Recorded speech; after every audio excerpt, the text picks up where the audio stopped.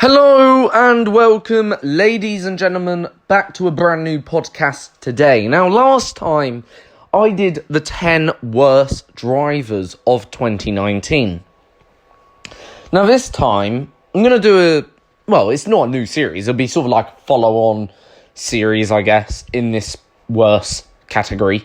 Worst, or the top 5 worst performing teams of 2019. Now, I could have done the top 10, but there's only 10 teams. So really, top 5 performing teams, I will do maybe some point in the future, or near future. I'm going to do also top 10 best performing drivers as well. Let's not forget that. But, okay, today I'm going to do the top 5 worst performing teams of, 2019. And, some teams do have excellent, or have had excellent season. But where comes one success, also comes another's failure. And in this podcast today, we'll discuss the top 5 worst performing teams in 2019. Starting with number 5, and I'm going to say Ferrari. Yes, that's a big one. Number 5 already, Ferrari. And coming into the championship of 2019, the ambition was to end that drought, or to even get closer than what they did in 2018. That was certainly the ambition, to really take it down to the wire in Abu Dhabi for 100% sure. But they fell short. Soon as we hit the season opener, they were over half a second off the pace in qualifying. And it didn't get any better in the race, finishing some 50 seconds behind race winner Bottas. Now, whilst Ferrari could have picked up wins at Bahrain, Baku, Canada, and maybe Austria, however, they didn't. And by the time we returned from the summer break, unfortunately, the damage was done. Despite Ferrari getting 7 consecutive pole positions and 3 consecutive wins. So overall, the second half has been a lot better than the first half of the season, but unfortunately, as I say, the damage was done in that first half of the season for Ferrari. And yeah, it's a bit of a shame really, because, I'm pretty sure many Ferrari fans were thinking, yes, this could be the year after, winter testing. It was all looking rather positive. And yeah, even from the outside, even on the inside, I imagine, as a Ferrari engineer, you'd think things looking good. We're looking strong, and they were looking very strong. But, unfortunately, that didn't relate into racing terms when it came to Australia, unfortunately. And, yeah, the damage was unfortunately done by the time we got to Australia, really. So, that's why they're number 5. Number 4, Renault. Now, to me, this should have, could have, and would have been the ideal season where where they got into the top 3 battling teams, at least Red Bull, racing for podiums. But it turned out not to be. They've seemed to struggle to keep up also with the fight with McLaren, who have, I would say earned now 4th place in the Constructors.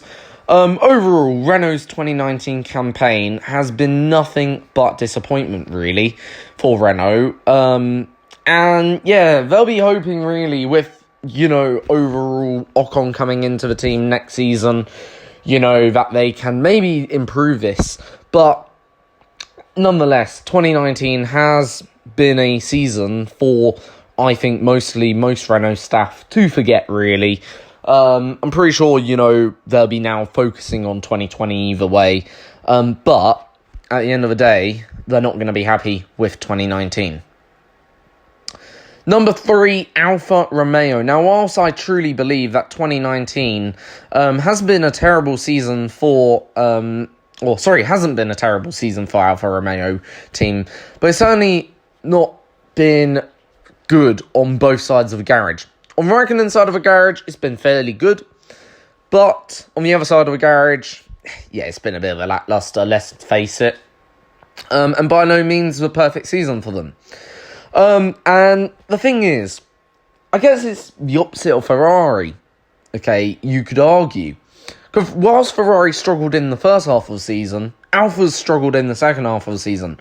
Neither driver has managed to score points at all, okay, in the second half of the season. And really, Alfa Romeo have really relied on what Kimi Raikkonen achieved in them first 11 races.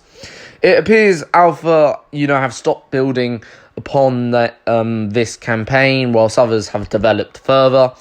And now they're even in threat of losing 8th place to Haas, so long Haas have 2 good weekends. But I don't know, I'm 50-50 on that one. But overall, I think they are the third worst team. It reflects where they are in the championship. 8th place, third from bottom. And yeah, I think, they deserve to be there, unfortunately. Certainly based on second half of the season. If we're going on first half of the season, no, I'd say they deserve to be fighting maybe between 8th and 6th. So again, yeah, they're roughly in the right position for Alfa. But as I say, for me, I'm a bit split between, how good Alfa season was. Because, first half season, brilliant. Second half season, unfortunately, neither driver has scored points. I don't know how many Q3 appearances either has had. I don't think it's many as that stands. So, yeah, overall, it's not been the ideal or perfect season for Alfa Romeo. Number 2, Haas. Yes, Haas, in my opinion, the worst season yet for them as a team in F1. But whilst I believe the car hasn't been on the level as initially expected, they have had a lot of driver problems as well. And in my opinion, if Haas could have controlled the drivers, that would have been an improvement. And no doubt, the drivers have cost, I think, the team a handful of points. Don't get me wrong, would they have finished, maybe, or fighting McLaren and Renault? No, I don't think they would have. But could they be fighting maybe Toro Rosso and Racing Point? Yes, I think they could have. I think, if they handled the driver situation a little bit better, then guess what? They would have actually been a bit better up.